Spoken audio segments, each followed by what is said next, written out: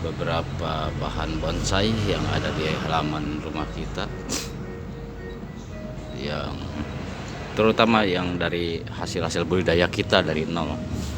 Yang pertama kita akan perkenalkan, ini adalah bahan bonsai beringin Korea dari hasil stek batang ya.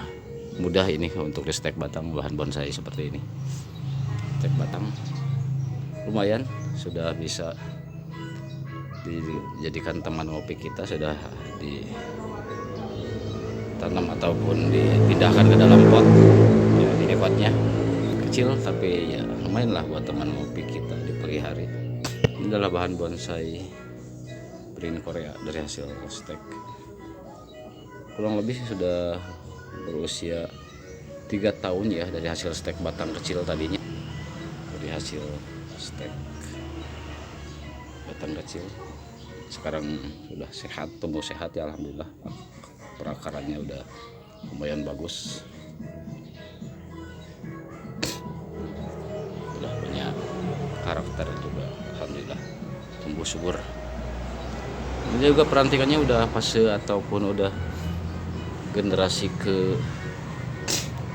kedua ya, ketiga malahan, udah memasuki generasi ketiga. Ini udah tumbuh tunas lagi dari anak rantingnya, berarti ini udah pas cucu ranting.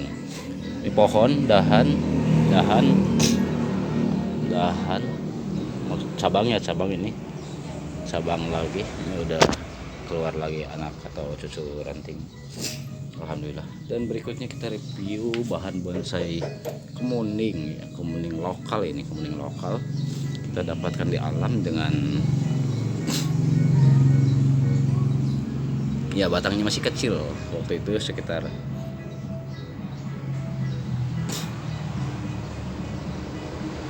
masih kecil. Kita pangkas di sini, nggak ada cabang sama sekali, jadi kita ambil ke bawahnya karena kita melihat model pohonnya seperti ini, jadi kita potong di sini ya buat hiasan di depan rumah kita. Lumayan kalau kemuning bisa menghasilkan bunga ataupun buah dan juga menghasilkan aroma bunga yang wangi ya. Tapi kalau mau diproses jadi bahan bonsai juga alhamdulillah cukup menarik, dengan karakter batang yang lentur untuk diarahkan juga lumayan. Rantingannya lumayan bisa mencapai generasi ketiga mungkin ya kalau daun-daun majemuk seperti ini. Inilah bahan bonsai kemuning yang ataupun ya bahan bonsai yang ada di sekeliling sekitaran rumah kita lah. Ini adalah kemuning lokal. Nanti kita akan review juga bahan kemuning yang mikro atau kemuning Jepang. Terus bahan bonsai berikutnya adalah loa ya. Loa ini dari hasil semai biji loa. Ya mungkin dari hasil semai biji sampai ukuran seperti ini. Ini adalah kisaran sekitar 3 atau 4 tahunan mungkin ya. Ya kurang lebih 3 tahunan lah sampai ukuran sebesar ini kalau dari hasil semai biji.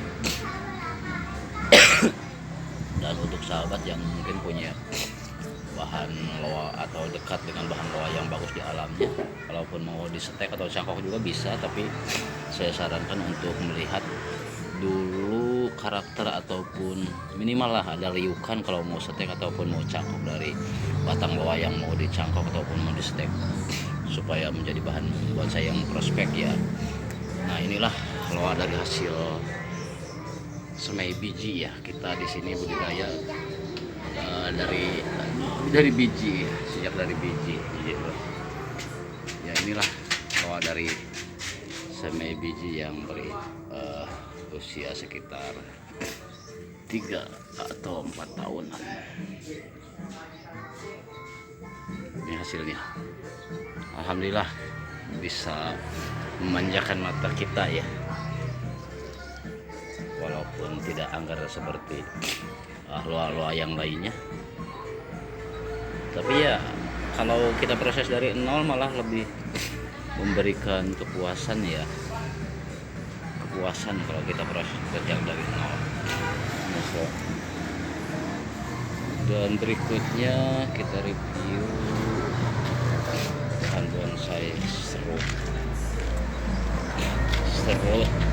Ini ya kebetulan saya ya khususnya ya, jadi enggak seperti kayak orang-orang atau kayak teman-teman saya yang lainnya ya, mungkin ya bisa ngambil pohon di alam bisa ngebolang dengan mendapatkan bahan-bahan yang cukup prospek ataupun cukup angker ya. Kalau saya malah lebih cenderung memanfaatkan bahan-bahan yang dibuang ya, menjadi limbah dari teman-teman yang ngebolang ke alam itu. Jadi ini bahan nggak dipakai sama teman-teman, jadi saya coba manfaatkan, saya coba maksimalkan. Inilah bahan bonsai serut yang mungkin konsep saya akan saya bikin model atau gaya semi cascade ya, minimal ya semi cascade mungkin ke bawahnya. Nah, kita akan perpanjang ya. Alhamdulillah ini limbah dari teman-teman yang mencari di alam tidak tepat terpakai daripada dibuang, jadi saya manfaatkan ya. Saya manfaatkan banyak sekali, saya coba olah bahan-bahan yang dari hasil ngebolang teman-teman, cuman nggak nyampe di rumah, nggak kepake sama teman-teman. Jadi saya punya sedikit rasa kasihan gitu ya, bahan udah diambil dari alamnya tapi sampai rumah tidak dimanfaatkan atau tidak digunakan, tidak dimaksimalkan. Jadi saya coba maksimalkan lah sebisa mungkin gitu, daripada dia mati udah diambil dari alam terus sampai ke rumah malah mati ya, kasihan kan. Bagaimanapun kita kalau yang namanya mencintai bonsai ya, jadi harus mencintai alamnya, harus mencintai pohonnya karena dia juga kan makhluk hidup. Kemudian yang berikutnya ini adalah bahan bonsai sancang ya, sancang dari inilah hasil karya-karya saya. Jadi maksudnya saya ini nggak muluk-muluk ya, bikin bonsai itu nggak muluk-muluk, nggak. Jadi coba memaksimalkan bahan yang demikian tidak berartinya atau tidak berharganya. Jadi pokoknya saya berprinsipnya dia makhluk hidup, jadi harus hidup gitu. Jadi tunas-tunas yang tadinya biasa orang-orang dibuang, saya tencebin, saya olah sedemikian rumah sampai dia hidup, sampai dia tumbuh. Kemudian ya proses berikutnya ya sesuai dengan usianya gitu, sesuai dengan ukurannya kita proses. Alhamdulillah lah buat teman-teman ngopi kita di pagi hari udah bisa bikin kita senang gitu, bisa bikin kita senang nih. Ini limbah-limbah yang dibuang, yang terbuang daripada sia-sia, jadi kita manfaatkan ya. Coba olah bikin bahan bonsai ya sito ataupun berikutnya mungkin mame ya, bisa kan. Nah berikutnya nih hasil budidaya nih, kimeng hasil budidaya dari pucuk yang kalau kita pruning bahan-bahan yang gede itu kan pucuknya dibuang ya. Jadi kita tanam dimanapun ya, mau di polybag ataupun mau di pot-pot plastik seperti itu, mungkin kita bisa tanam. Kalau dari hasil pruning pohon gede kan, pucuk-pucuk yang seperti ini kan banyak banget ya yang terbuang ya. Kalau kita lagi seleksi dahan ataupun rantingan, kita tanam ini, kalau udah hidup mungkin ada beberapa ya yang bisa hidup, mungkin ada 5, 6 atau 7. Nah lalu kemudian kalau udah hidup kita ambil, kita gabungin jadi satu nih, misalkan ada 7 ataupun 5 ya, 5 pohon yang bisa hidup kita gabungin, nah jadi satu, jadi bisa mempercepat dia menjadi sebuah pohon yang agak gede lagi ya berikutnya ya. Jadi regenerasi lah dari pohon yang tadinya gede pucuk-pucuknya dibuang, ranting-rantingnya dibuang, kita tanam lagi, jadi kan bisa lebih membantu kita untuk budidaya. Memang dari hasil stek pucuk-pucuk yang terbuang saat kita pruning pohon yang gede. Berikutnya ini adalah bahan bonsai asem ya, asem Jawa ya, juga sama dari hasil semai biji. Baru kita arahin ya, baru kita kawat ya. Kalau dari masih proses gini, kita punya satu pot juga bisa nanam 2 bahan gitu kan. Tuh, bisa nanam 2 pohon kita di sini. Berikutnya ini adalah bahan bonsai apa namanya, murbei atau arben. Tadinya saya ada pohon yang gede yang ya cukup prospek lah, sekarang udah dipinang orang. Ini pohon atau dahan yang terbuang ya karena tadinya dianggap mengganggu, menyilang, tumbuhnya menyilang dari pohon yang satunya lagi yang gedenya, jadi ini cabangnya, jadi dibuang ya, daripada kita dibuang sia-sia begitu saja, kita tancapin lagi dan dia tumbuh lagi. Alhamdulillah ya, malah udah bisa menghasilkan buah sekarang. Mame ya. Berikutnya kita kimeng. Kalaupun kita nggak punya bahan kimeng yang gede, terus kita punya apa, pohon iprik atau kroya atau kiara ya, kalau istilahnya teman-teman ada yang bilang kiara juga, kita bisa setek kimeng ya, bisa okulasi kimeng di batang-batang pohon kiara ataupun iprik. Kalau mau bahan yang gede kan kimeng susah juga nyari kimeng di alam, tapi kalau iprik adalah di alam sekitar kita. Kita nyari bahan iprik, kita sambung dengan kimeng ya. Baru proses baru pengarahan dahan. Nah, berikutnya juga ada kemuning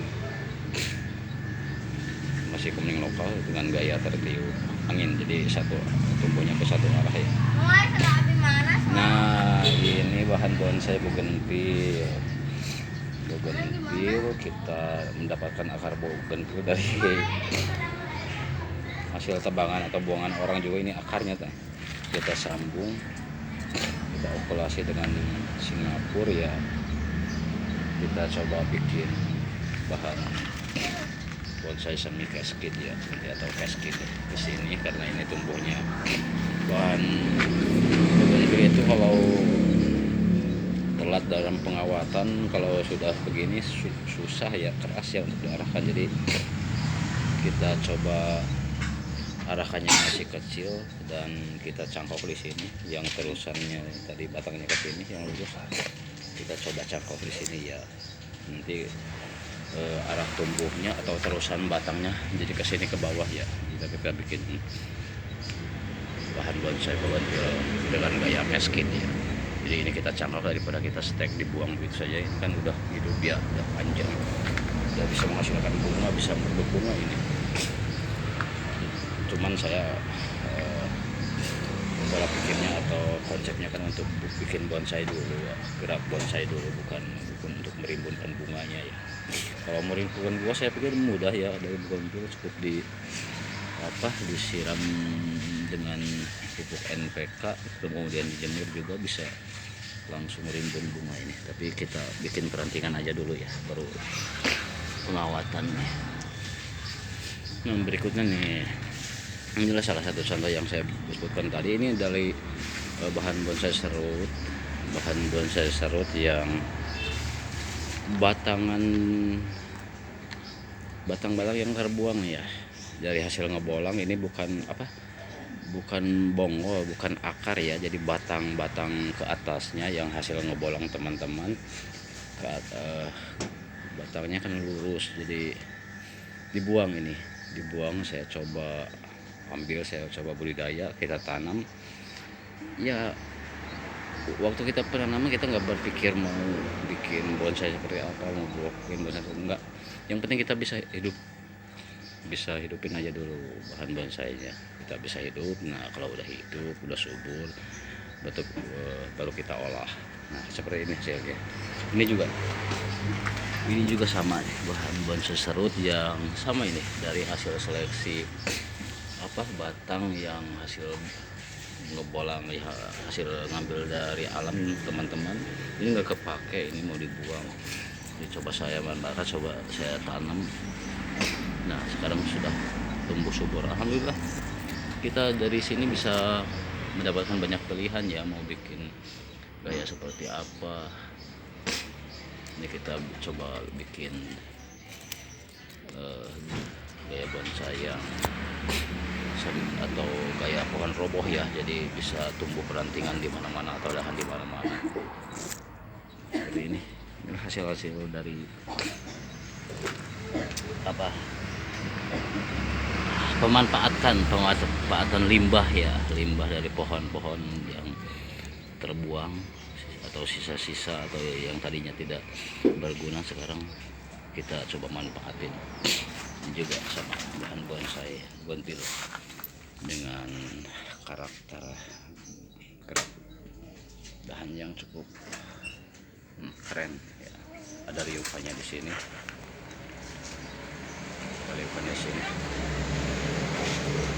kita coba di sini bangun mahkota ya.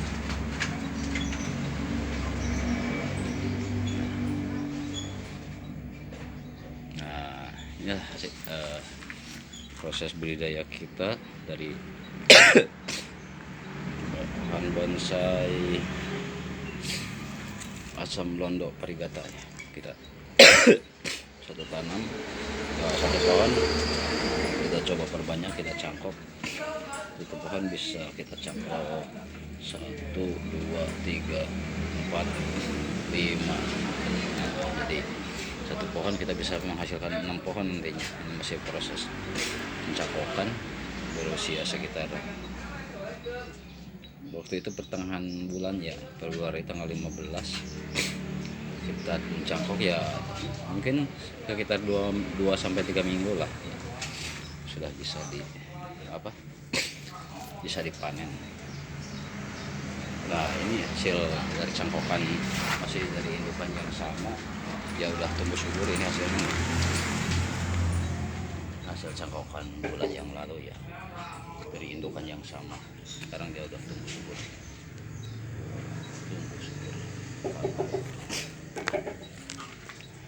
Ya demikianlah teman-teman ya, kita review kita pada pagi hari ini sambil ngopi. Kita coba review hasil dari budidaya bahan-bahan bonsai kita. Terima kasih atas perhatiannya. Mohon maaf ya kalau review ini gambarnya kurang jelas. Tolong dibantu ya, di like, subscribe, dan juga komen. Terima kasih. Salam satu hobi, salam bonsai. Assalamualaikum warahmatullahi wabarakatuh.